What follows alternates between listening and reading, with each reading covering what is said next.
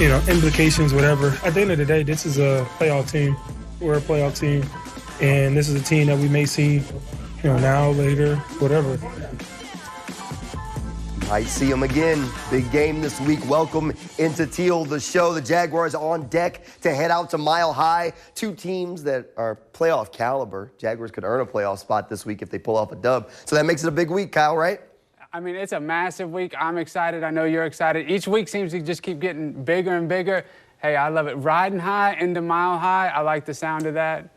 Hey, Mile High expectations in Mile High. How about that? Okay, hey, that's a good one, too. I will say, though, this is a big game. We also have some big news that the Jaguars dropped this week, so we can talk about that before we get into the game, big picture stuff. Yeah, look, big news. Jakobi Meyers is going to be staying in Jacksonville for quite some time. So Jakobi Meyers was traded for midway through the season, right around that trade deadline. Meyers inked a 3-year extension with the Jaguars. He was set to be a free agent. I mean, I don't think it's any secret that the Jaguars' offense has really hit its stride since there was a new number 3 in town. Jakobi Meyers shows up, and all of a sudden, everything starts to click. Yeah, and we talked to Jakobi Meyers today kind of about that new deal, and he said that he kind of knew pretty early on that he wanted to be in Jacksonville. I mean, I could tell early on, just when I stepped in, the chemistry in the locker room, the way the coaches coach, the way everybody kind of just come together for a common goal, something I wanted to be a part of. In the city, nice. Like, the fans been dope. Like, getting around to the beaches, getting around to different neighborhoods been cool, so yeah, I knew pretty early. For sure. It honestly mean a lot, right? I probably haven't had this much belief behind me in a long time. So I played a lot of football out of like hate and anger, and just to be out there and play for people who believe in you and prove them right, like it's a whole different feeling. And I feel like it kind of pushed me a little bit more than the anger did. So for sure. Whole different feeling. He's got to love that, just to have the, everyone behind him and rooting for him. Like you said earlier, the offense changed when he came in.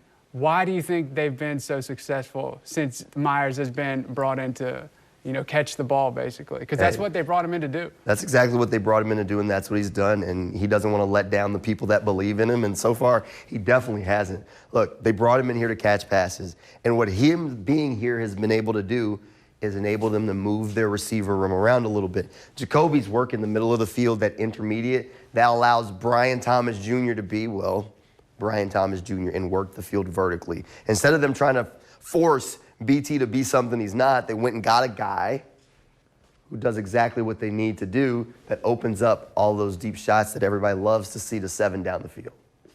Hey, also, I don't think it can be understated, like, what he's done for Trevor. Because before he got here and there were balls being dropped, Trevor looked a little shaky. We didn't know if he was comfortable in the offense yet. Since then, Trevor, I mean, he's been playing some of his best football. So I think the relationship that they have and has grown has actually helped the offense. Look, he's one of those guys that, look, a quarterback needs to know where his guy's going to be and be right there on the mark. Jakobi's that money guy. 3rd down, you need a big catch, you're going to go to the guy who doesn't drop him, right? So he has that dependable receiver. In the past, and we talked about it a little bit going into the season about how much there was so much new in the receiver room. And there's talent there, but it was so much new because Trevor's dependable guys, those 3rd downs would go to Christian Kirk or Evan Engram. And it had been like that for a few years. But with both of them gone, he needed to find that new Mr. Dependable. They had to do a little searching, and then they had to find him on somebody else's team. But Mr. Dependable wears number 3, and when you got that guy, that safety blanket, you feel a whole lot better when you say, all right, got to get it to my guy. He's going to catch this one. Might be a tough catch, but he's going to hold on to it. So that does a lot for a quarterback's confidence. It has immensely so far. So three-year deal, lucky number 3. Let's say this is a good defense in Denver. What's going to be more important for Jacksonville, the pass or the run? Look, you got to have both of them, right? I mean, it's been a couple of weeks since we've really seen the running game explode because Trevor's been hot. We'll see if maybe Trevor can keep things hot and rolling, but you're going to have some balance against this Denver defense. And you know what? You got to protect the football, and you cannot make mistakes. We'll talk a little bit more about maybe some motivation that the Jaguars have going into this game and what we think is going to happen out there on the field at Mile High when we come back right after this break. We got to take it one play at a time, play 60 minutes quarter football, and it really comes down to who wants it more at the end of the day, and we'll see on Sunday. We shall see on Sunday. It all comes down to that for the Jaguars. Look, very simple. Go into Mile High and knock off a team that's only lost twice, right? Tough place to play at altitude. No easy games in the NFL. But you know what? This is a team in the Jaguars. They're out to earn respect. And let me go ahead and tell you, they have a list, and they're checking it twice of everybody that's had something not nice to say about them. And that even includes maybe a former teammate that's going to be on the other sideline for this game on Sunday from back in training camp. Probably my favorite thing about being a Bronco right now. Just the way that this team connects, the way they push each other, the way they challenge each other, the way that we've bonded, just the standard that we have for ourselves, just the camaraderie we have, the laughs that we have. Like it's an incredible locker room. A lot of great leaders.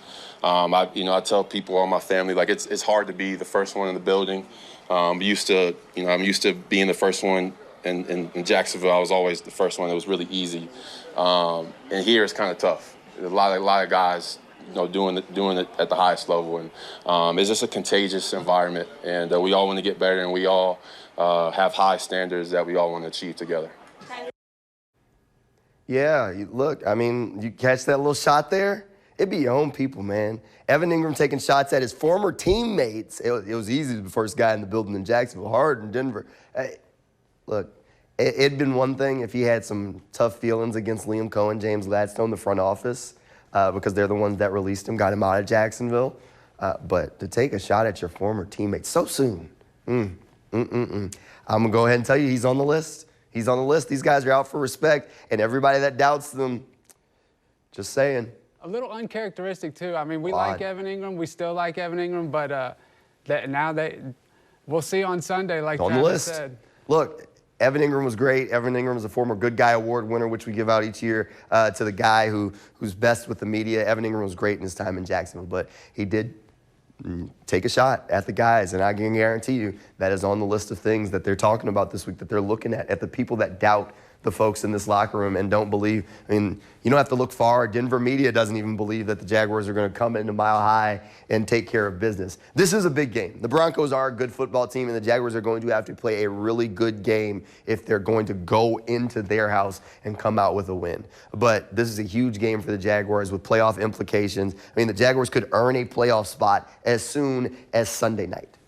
That's right, Jamal. Huge playoff implications, and that would just mean a whole lot for this city. We know the community rallies around the Jaguars. It means more when they're in these big games, when they're playing for something meaningful. That's what they're doing right now.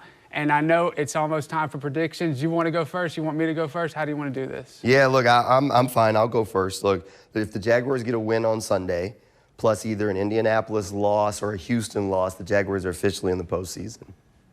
I mean, so there's a lot on the line. This team knows that. They're looking forward to this game, and they're making no excuses. Denver's a tough place to play. Literally, I was watching a video last week from someone who posted a video at the Broncos game in Mile High, and they did the Jurassic Park test with a bottle of water, and it was like third down, and the water's vibrating, like when the T-Rex was coming in Jurassic Park. So it's going to be loud, and it's going to be a crazy environment. But I'm still rolling with the Jaguars. Look, they're hot right now. Trevor's hot right now. I think it's going to come down to the quarterback who doesn't make a mistake. Bo Nix hasn't had a turnover in 2 games. Trevor Lawrence hasn't had a turnover in 3 games.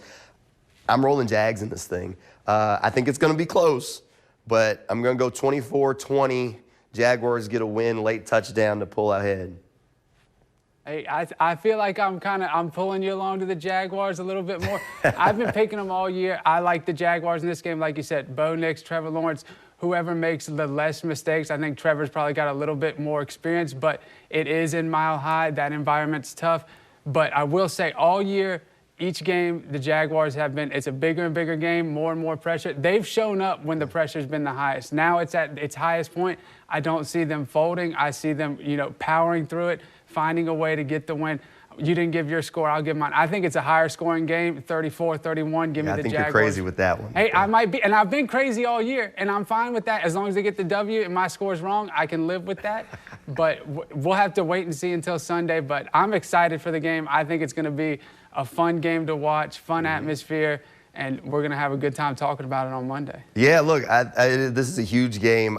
Look, 30 from both, with 2 good defenses, I just don't see this thing. Sometimes it happens, though. Sometimes it happens. Sometimes it does. I mean, if you watch the Rams-Seahawks game on Thursday night, stuff can happen all over the place. but I think this one's going to be a little bit lower scoring. But, hey, look, the Jaguars just got to find a way to win. It doesn't matter if they win 3-0. If you win, you win, and you move on with life. Mile High's tough, but if they can get out with a win, then you start looking maybe if Houston or Indianapolis can drop a game, then you officially lock a spot into the postseason, which would be nice.